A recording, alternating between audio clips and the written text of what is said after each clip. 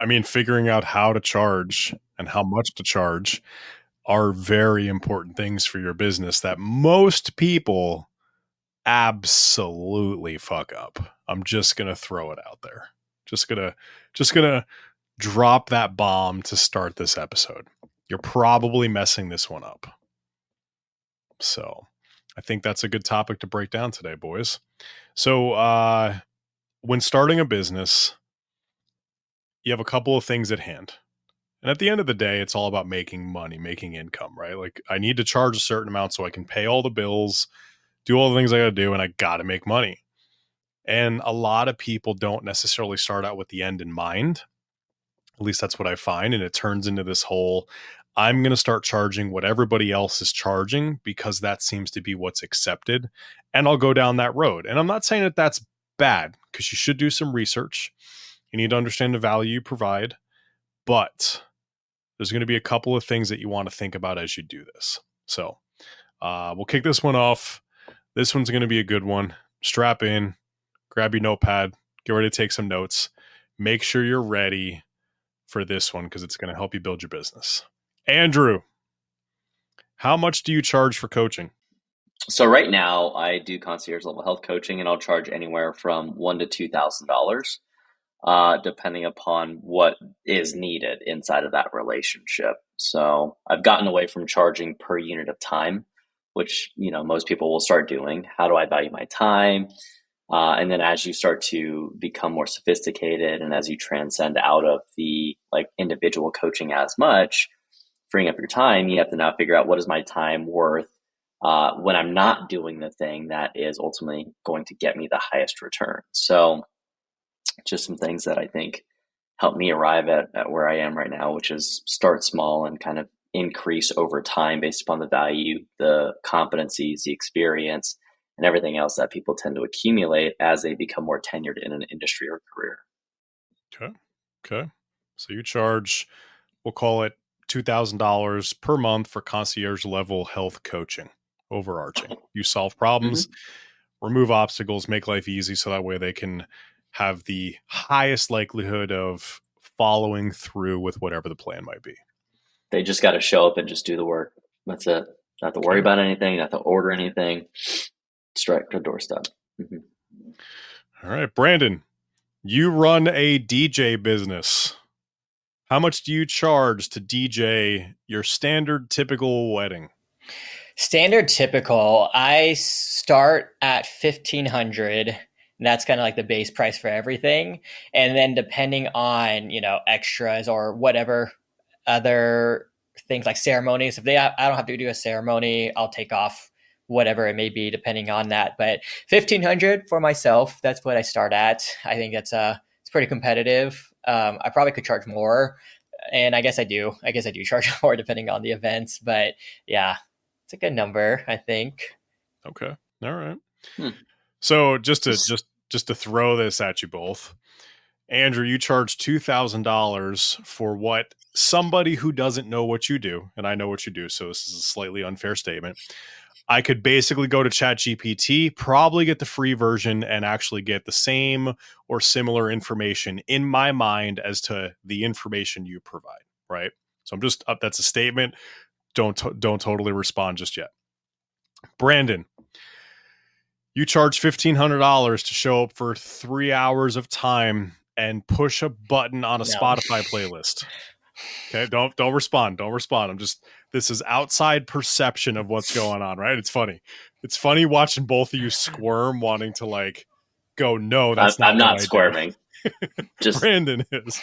Brandon I know where is. this is going.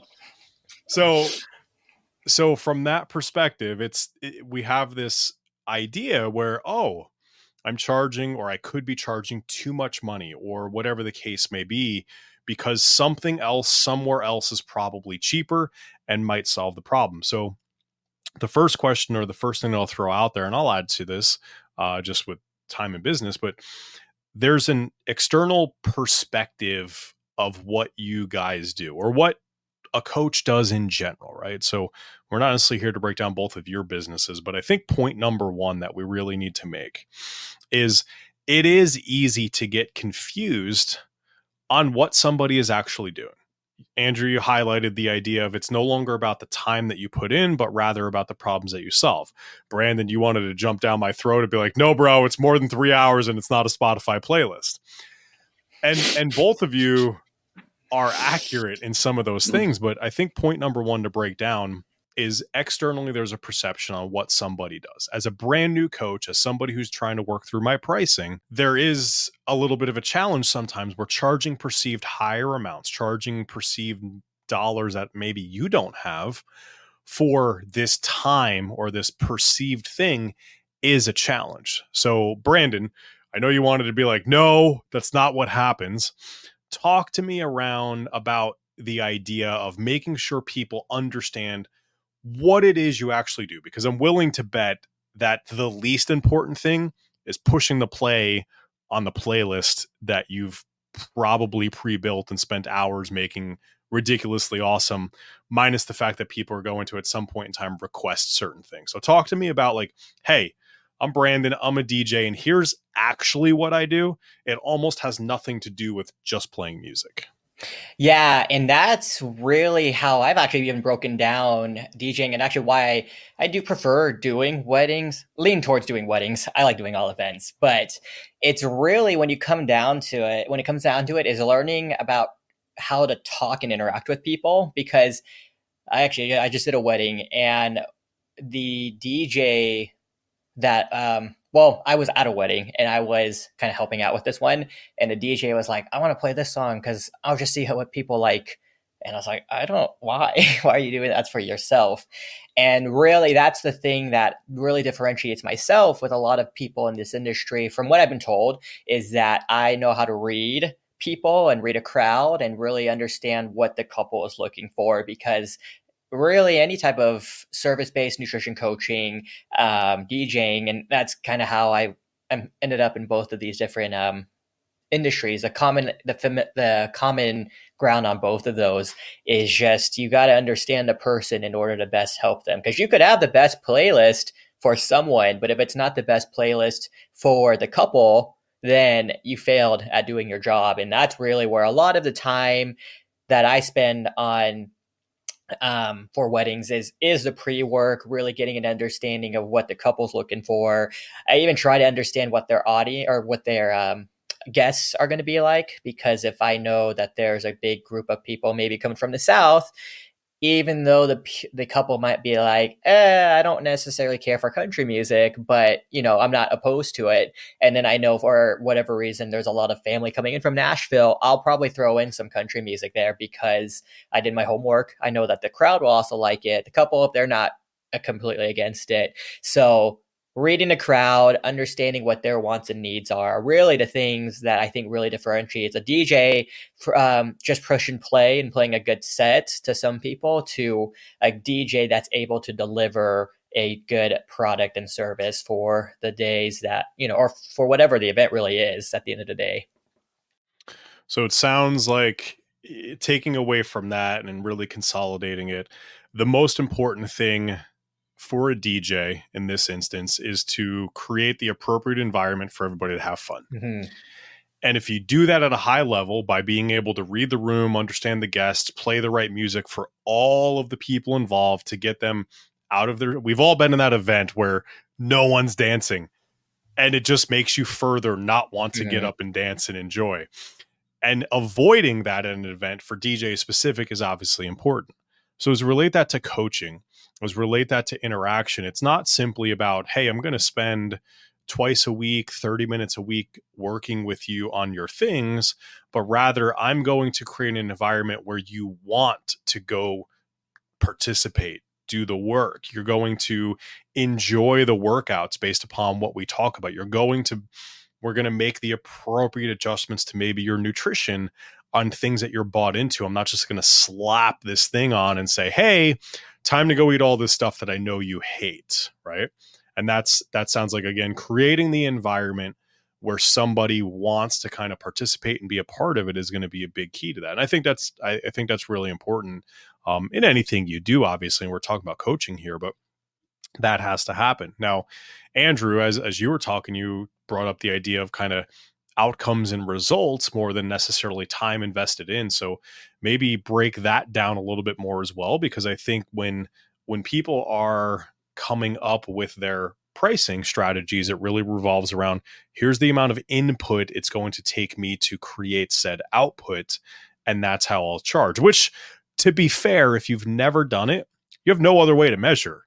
Like if you've never been in business, you only know it's going to take you a certain amount of time to help this person. And even that's still a bit of a guess. But we're here to tell you, do not start your business doing that. So Andrew, talk to me about these results a little bit. You know, just to recap, you're suggesting, and the question was, why, you know, does experience moderate the charge price, or like, how does that affect it, right? No.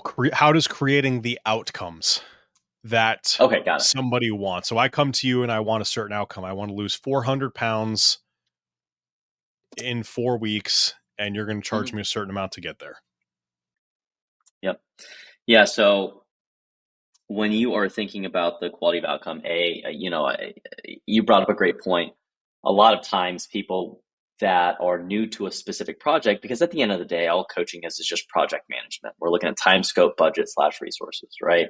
How long is this going to take? What is the necessary scope of work? Are we going to have to tackle your nutrition, your fitness, your lifestyle, your social circle, your emotional state? Like, there's so many different variables that go into that. And that's why, as people look to charge more, people might read a periodization book and be like, I know everything there is about strength and conditioning, forgetting that there's a very real person that they now have to influence to do the perfect periodized plan. And even then, we know that based upon, you know, biochemical individuation, some people may not even respond well. So I think as people are trying to figure out what's the quality result, I mean, you're considered, for a general population, if you deliver on your promises at least 50% of the time, you're in like the top 3% of coaches, right? That's 1 out of every 2 people. Because of the human animal, a lot of people will struggle to keep clients, which then, you know, kind of decreases their tenure. If you struggle to keep clients, you're not going to stick around long. But I think a gold standard for people to keep in mind is that, and we've collected this across over 20,000 coaches, we do a census every year. And the average charge rate for online coaching was around $230 a month, right? So when we're figuring out, like, results wise, if you are above average, which I would say like 20%, if you get 1 out of every 5 people to all the way across their completion and their goal, you're probably about average, maybe even a little bit above. And so when you think about that, like, how does that stack compared to the charge rate? How many certifications are there on average for these people that are charging this amount? And it becomes a social comparison game, the same way that you would do, you know, some market research. What are the competitors charging? Because if you price yourself up too much, generally speaking, you'll find it's harder to absorb new clients, especially if you're a newer coach and you have less proof of concept. On the other end, if you have less than 20% of your people, less than 1 out of every 5 that goes from start to finish and completes their goal, you're probably below average, and you probably shouldn't charge $230. Otherwise, you'll have, a lot of angry people. And I think initially you do want to charge a little bit more to get more experience, so that way you get more proof of concept, which is ultimately what people want to buy. No one wants to hire a plumber if the plumber's like, yeah, I might be able to fix your clog, I might not. You'd be like, that's crazy. I don't want anything to do with that. Why would I spend hundreds of dollars? You know, it's no different in the service industry with coaching, in that people want to know what they're getting. And if you can deliver that with a degree of certainty, cool, then I believe absolutely. But I think that high ticket coaching and what people overestimate their abilities. I mean, if you're a coach with less than 3 years of experience and you're charging more than $500 a month, like, I think there's something ethically, I have qualms with that. You might be the world's best coach, but I mean, there is a degree of continuing education. I use certifications loosely as like continuing education. Do you do courses? Do you read books? So that's more or less some of the criteria that I would say people should judge how to price themselves. 230 is the baseline. Do you deliver more than results more than 1 out of every 5 clients? If your average client lifespan is more than 3 months, then you're above average, because the average online client sticks around for about 93 days. So just some criteria for me. All right. So if we create an environment and a great experience, and we deliver on our promise and results, those are 2 key avenues to be able to charge more money. Now, if we've never done it before, you don't know the answer to these things. But, Yeah. and here from a business perspective, kind of coming in, from a business perspective, you need to charge enough for now and then. A lot of times we start a business and we start charging what the business and I need to make today. And I'm not saying that it's wrong, but you need to understand you didn't start charging that amount of money so you can scale your business. So when you go find that business guru, that coach that talks about hiring people, you need to be aware enough to now know, well, sure, I can go hire people, but I have to charge more, or I need to get different clients that are paying more. So that way I, as a business, can still pay for what I need to pay and I can still generate income. Now, when you hire somebody, you're never going to make the same amount of money that you were making. And when you hire somebody, you didn't overnight magically create a better experience. And I mean, maybe you hired somebody that can create better results or whatever, but I'm going to guess you're not hiring Andrew, from that perspective. So I don't see a world where like I start charging 250 and all of a sudden now I can charge 500 just because you hired somebody. So you also have to keep that piece in mind. It is reasonable to go out and hire somebody and just, hey, we're going to increase our prices by $50 a month, by maybe 75. You start getting to 100 just because you hired somebody. I don't know about that. The other side of it is you can actually make sure you structure how much you pay somebody so that way the business can still pay for the softwares, the services, and things like that has to.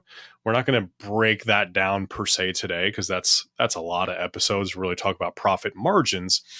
But the point I really want to make is you need to make sure you know what you're doing now. So when that point in time does come, because it almost always does. Somebody goes out, they get 30 or 40 clients, they're riding high, they're making money. We're spending some money on a coach, and the coach says, keep scaling, hire that person. And then all of a sudden the money goes away and you kind of hate life and your business and you don't know what's going on.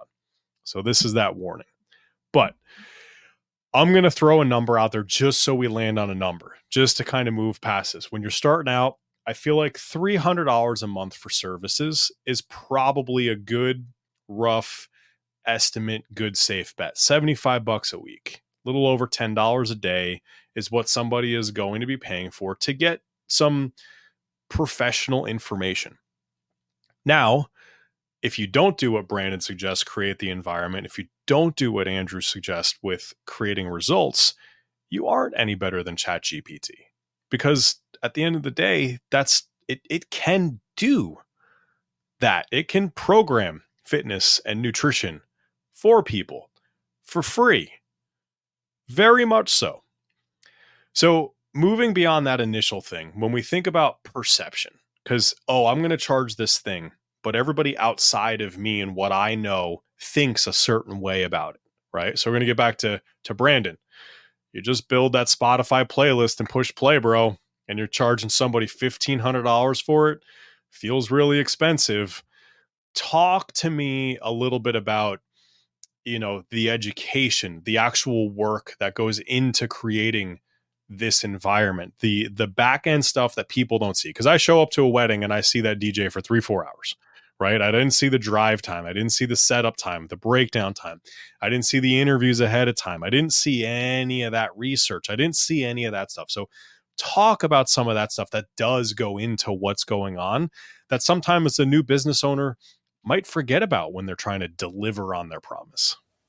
Yeah. And I guess too, again, I like to try and correlate this as much as possible to nutrition just because that's something that I'm also just as passionate about. I keep going away from nutrition to DJing, and Brandon keeps that's bringing great. it back to nutrition, and I like it. I like it. I trademarked my DJ name. It's related to all of this, but I got to pass an exam, so before it's true.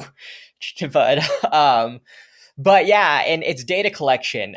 Really, from the step from the first interaction, it's data collection. I literally send out a questionnaire like, "Hey, answer these questions. How many people are going to be there? Where is the location going to be? Am I going to need 2 different setups for ceremony and reception, are they going to be in the same spot? So we're just doing data collection. I also ask if there's any songs that you don't want to be played. Cupid Shuffle, Cha Cha Slide, those are becoming really popular to request to not be played, weirdly enough. So yeah, you'll probably start seeing that less and less played at weddings. And so data collection, cool. We have that. We get into a phone call, answer questions that we want to talk about a little bit more. So that's already, a good couple hours on that end. I have them send me a playlist of songs or a list of songs that they do like. I try to take off some of the work from them. And so I'm like, just send over 10 to 15 songs. I don't want you guys to stress out on your end. And so, boom, making it a little easier on them because I have a good range of, music in the back of my head now. And that's really where the magic works. Start creating a list of songs to be played. I only use Spotify, Steve, for cocktail hour and the dinner. I don't use Spotify to mix. There we have it. We can go start DJ businesses, charge $1,500 for an event, and just use Spotify. If you're doing just a cocktail hour and a dinner, I use Serato DJ for my mixing software. And so that's where the magic really happens because let's say you like a song and it's like Uptown Funk. It's a really popular song, probably about 3 minutes, 3.5 minutes long. Attention spans too getting shorter. I'll play a song only a minute and a half, minute sometimes, and transition out of it pretty seamlessly. And that is where a lot of people mess up. They don't transition. It's just, well, Spotify could do that. If you ever get compared to Spotify, you got to practice some more. If your job can be taken over by Spotify, no. But that's where I don't think, unless AI, starts coming out with some stuff. But even all the AI stuff right now does not sound that great. And that's where learning how to transition, it is a skill set. Like, sure, 2 songs may be in the same tempo, but if I told you that, let's say Yeah by Usher, that's 105 beats per minute versus I think Run This Town by Jay-Z and like Numb Encore. Okay, yeah, Numb Encore by Linkin Park and Jay-Z. Similar BPMs, but very different energy levels of songs. So it's like, okay, cool. On paper, yeah, same BPMs don't mix together, but they're not, that doesn't provide the same energy for the crowd. And so even understanding that, if you want to take it one more level, understanding keys and mixing harmonically, it's another thing people don't necessarily take into account all the time. I don't, but it adds just that little extra magic. And really, yeah, at the end of the day, all of that hard work, creating lists of songs, talking with the client, being able to deliver the day of, praying that nothing happens with the electricity at the venue, which is boom, you're done. But really, at the end of the day, it's like probably over about 10 hours, maybe closer to 12 hours of work with after teardown, driving, setup, talking to clients, getting the music ready, did mixing. So, yep. Pretty much. So you just Pretty charge much. $120 Yeah. an hour. Pretty Locked much. and loaded. Done. But so yeah, you bring up some of those skills, right? The idea, and I Apple keep saying Music. Spotify, and Yeah. we all know I'm kind of joking, but poking in it at the same time. Apple Music, Yeah. or Fit Radio, they have really good transitions there. But you take those and you weave the pieces together, right? So, and I think about program design. Anybody can go out and tell somebody to do 5 toes to bar, 10 push presses, 15 push ups, and then 20 calories on a ski erg. Anybody can do that, but it takes a select person to make sure they say do that after you've already exhausted those muscles. So it's a complete struggle to do that at the end. And you're basically just like bad form banging through something, but you're sweating and getting your conditioning in. Right. But it's about the programming of that workout that, hey, this is the flow and this is what creates the actual result we desire. For you, it's the music. We can't just look at our BPMs. We have to look at more than that. And that's something where in the middle of everybody jamming away, getting their dance on, all of a sudden it goes to switch songs and it's complete silence for 3 to 5 seconds. That can crush crush an entire room. So we don't do that here. we don't do that here. Go look at Brandon's playlist on Spotify. DJ Brandon. Yeah, or SoundCloud. I'm on SoundCloud. Oh my God. Got mixes on SoundCloud. You got fucking mixtapes, bro? You're just sitting there at the gas station walking around. He's got his old CDs that he's writing on and everything. Exactly. Oh, but so we've kind of established like, hey, the experience, the outcomes and things like that are important. And relaying that value to somebody is also important. But it's funny because in a point of sale or in marketing, if you go out there and say, well, I create a really good environment and I care about my clients the most, and I know a lot about nutrition and fitness, you're going to sound like every other clown on the internet that says all the similar things, and your marketing's not going to work.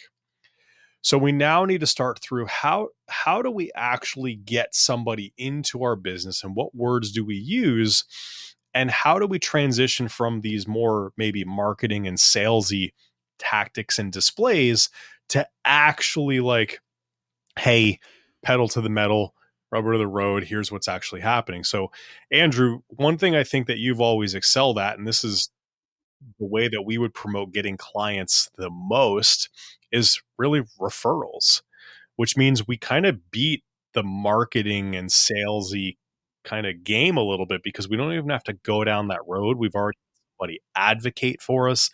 Talk about the referral side a little bit, and maybe a little under the hood of kind of our idea of our service roadmap, and where you need to get some wins and get a referral. And that's just a part of the process of running a business that's going to grow to where you want it to.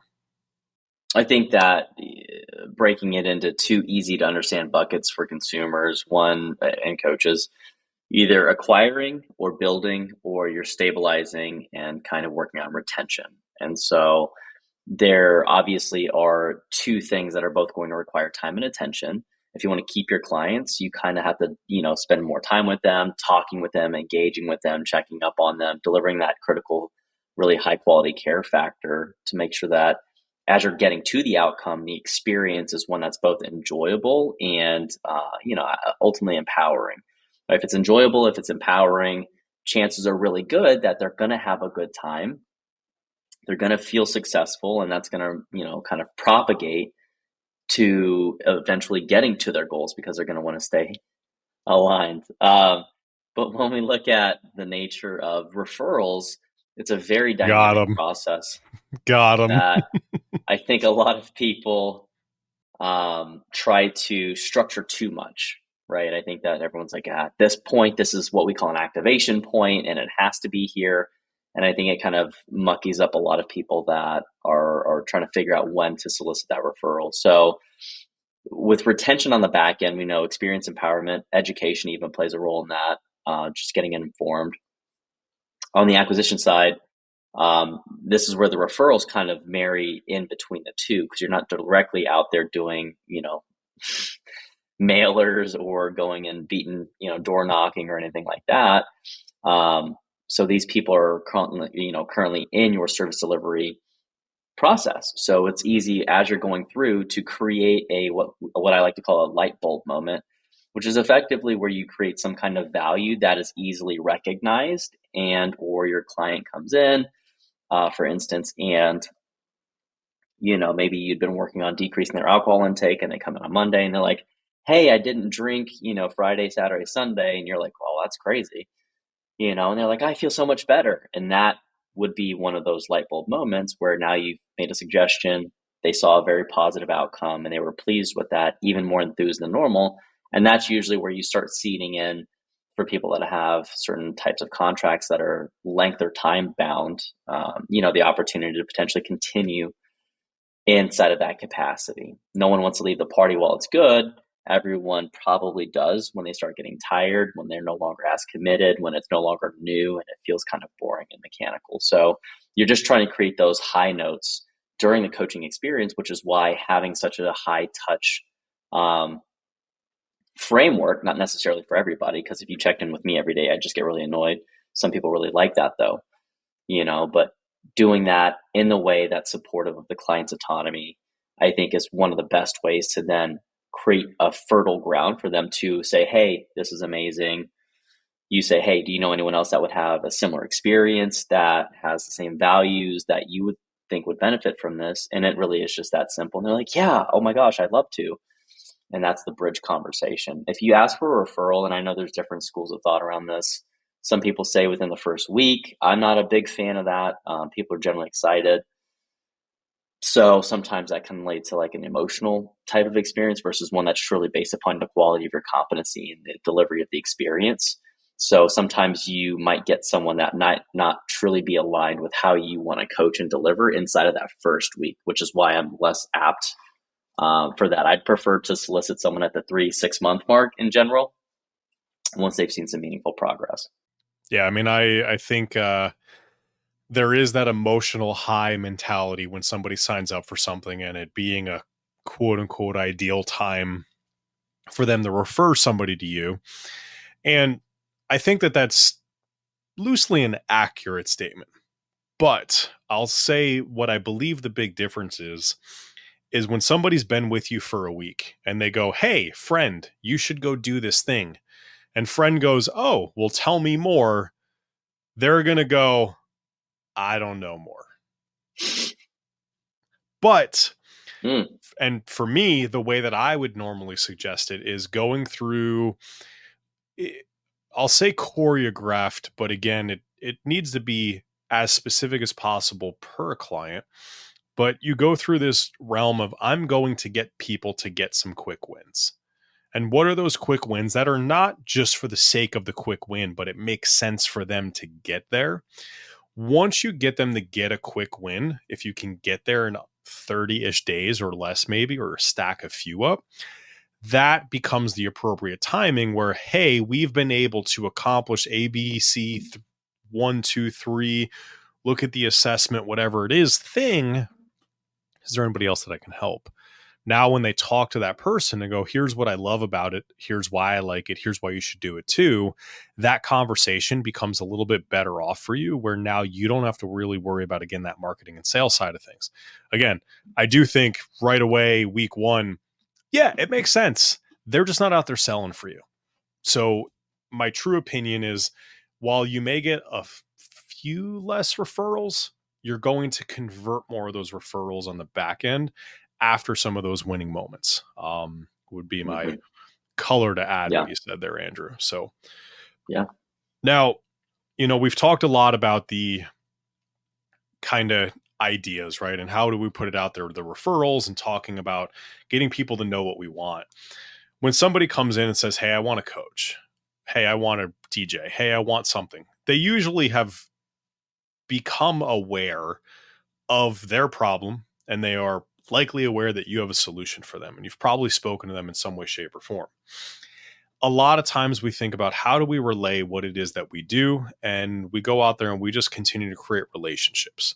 It's very hard to speak, oh, I'm Steve and I help Andrew lose 0.2 pounds of fat per week continuously without nobody gives a shit, right? Like, it's just unfortunately the way the world works. We talk about attention span, right? We can't even listen to a full 3-minute song anymore, like you mentioned, Brandon. So we need to think about solving people's problems in our content strategy. And content can be in person, can be on social media, can be our website, can be a blog, email, whatever it might be.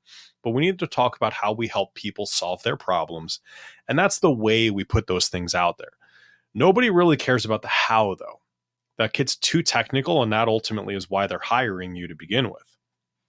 But as we start to kind of round this out, thinking about making sure you leave here with something extremely tactical of, all right, how much, well, cool. I don't know how many, all you guys have shown me is I don't know how to get results because I haven't done it yet. And I'm not sure if I can create an environment people want to be around because I still haven't done that yet. I only have one person in my group, and I'm not sure. So you probably have an abundance of lack of confidence right now. But flipping that's on its head, just giving you a very static direction to start. If you are a solopreneur and you are starting a coaching business, you're going to start off by charging somewhere in the range of $250 to $300 per month. That is going to be my out of the gates recommendation. Do not start by charging $500, $600 a month if you're brand new. Just don't. Okay? Because there are coaches out there, there are gurus out there that just sit there and talk all about the money, the profits, the fucking happiness, and charge $500, $600. You're going to have a problem selling that service. Unless you're coming from a world where you're doing car sales and you're used to selling high ticket items, that skill will translate over for sure. But start off somewhere in that $250 to $300 a month mark. The moment you get to 10 paying clients active, not you've sold 10 people and 9 of them have left, the moment you currently are seeing 10 people continuously for at least 30 days, you're now going to start charging somewhere around more like $350. We're going to bump that up just a little bit. And this is preparing you for one of two things: either A, increase profits, which will increase your happiness, or B, the ability to go ahead and hire teammates. That way they can fulfill on the back end. That'll reduce profits on portions of your business, but still increase happiness, which is also a great thing. We want to make sure we do that. An impact. Makes an impact. We're going to make an impact with more people by having the people. Okay, but we need profits.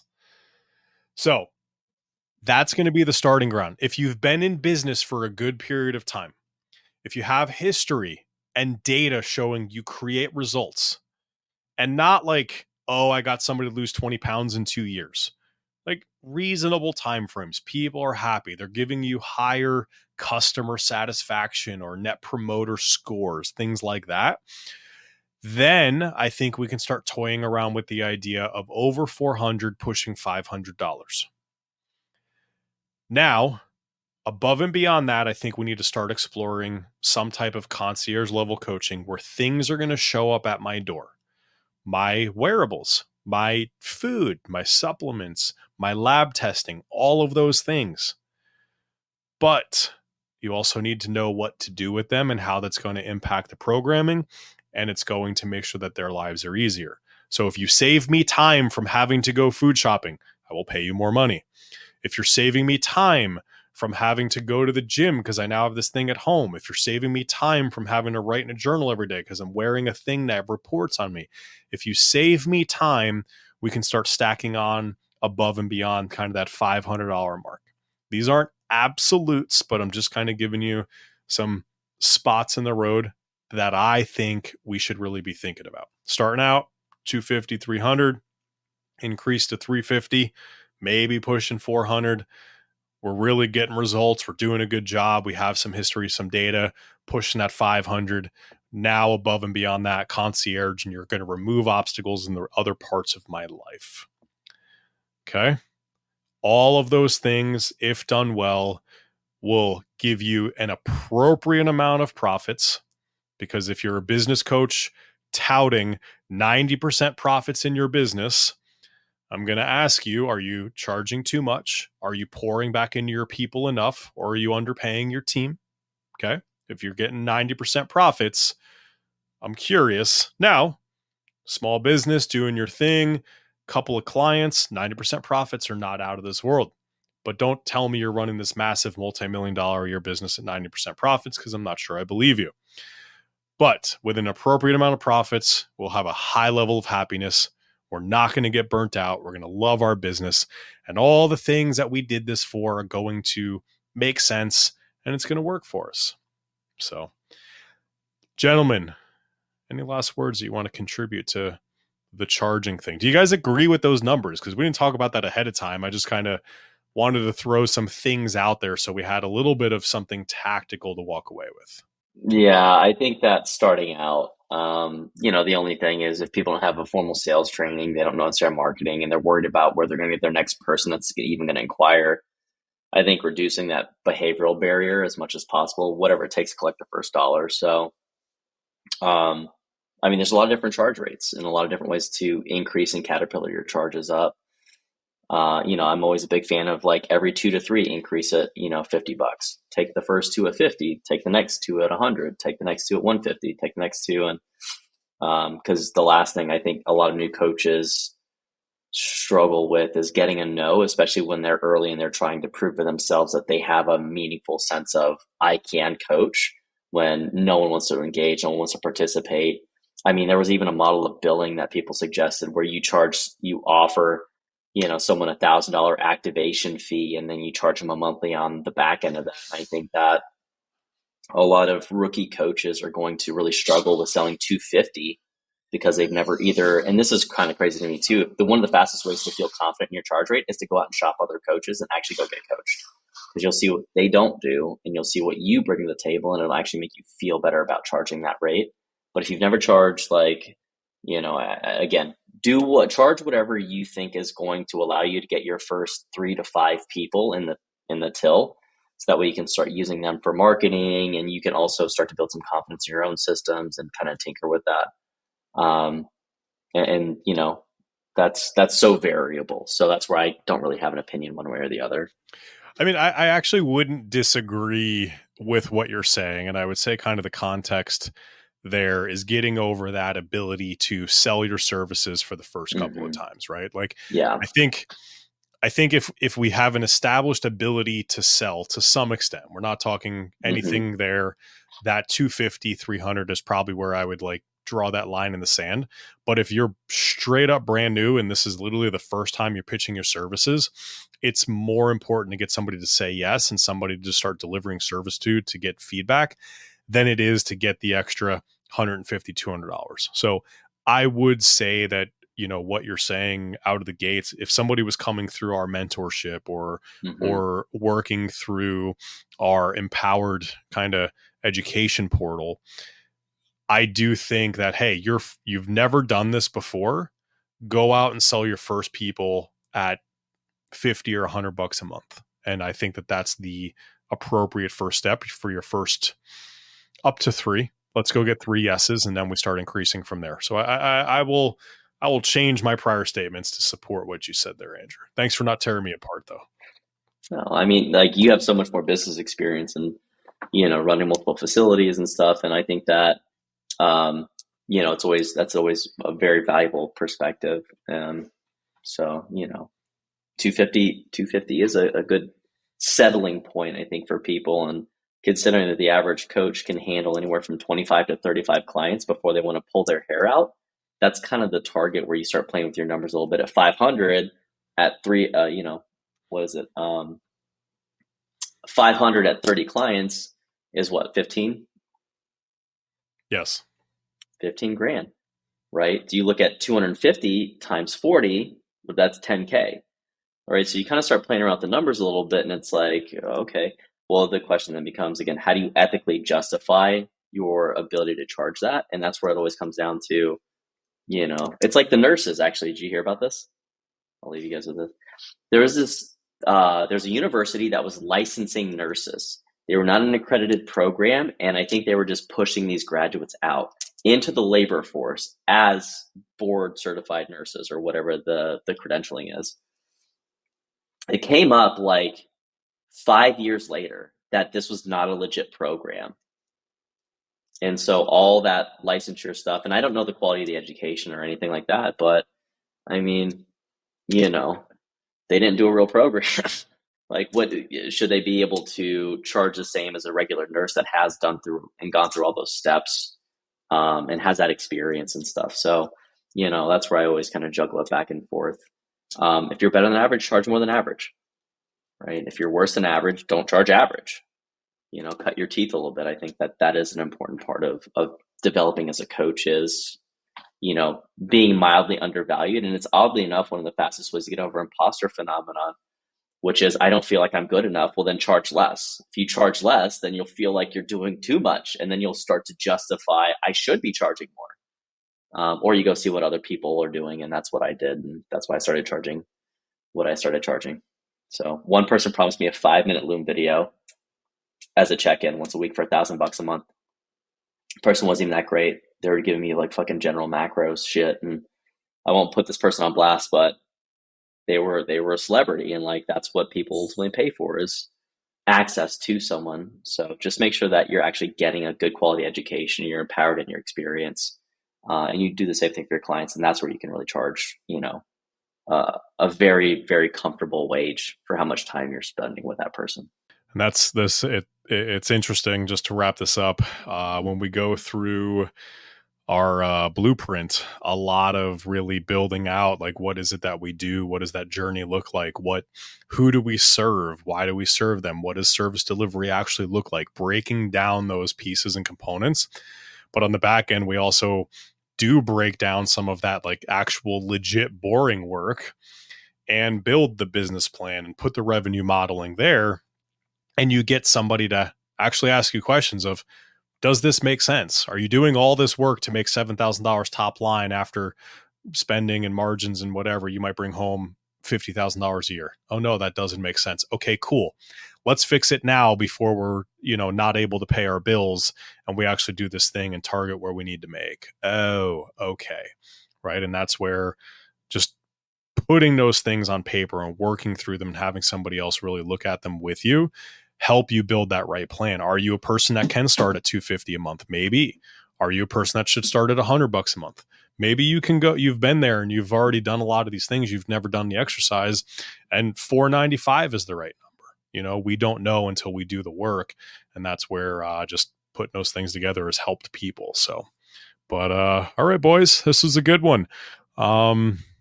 Yeah.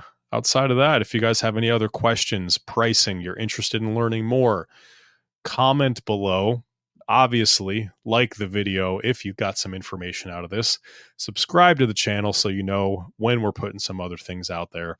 And please, please, please share this with somebody that might be able to use this so we can help them. That will mean the world to us.